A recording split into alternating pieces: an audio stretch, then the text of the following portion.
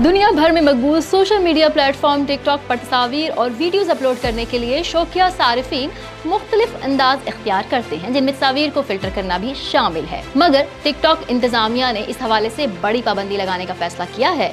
आइए जानते हैं अब टिकटॉक सारिफीन पर कौन सी पाबंदी लगने वाली है।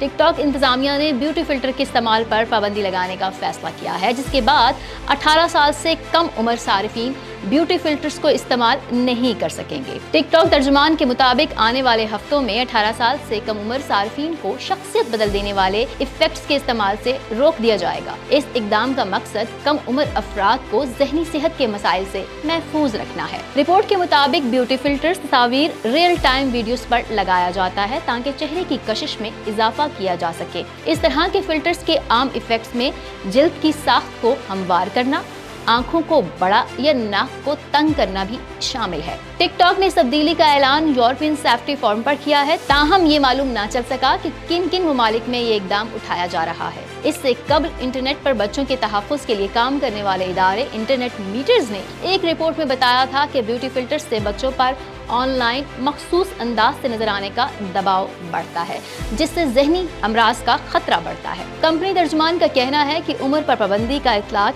ऐसे फिल्टर्स पर नहीं होगा जिनको तफरीही मकासद के लिए तैयार किया गया हो। मज़ीद अपडेट्स के लिए देखते रहिए VNews.pk।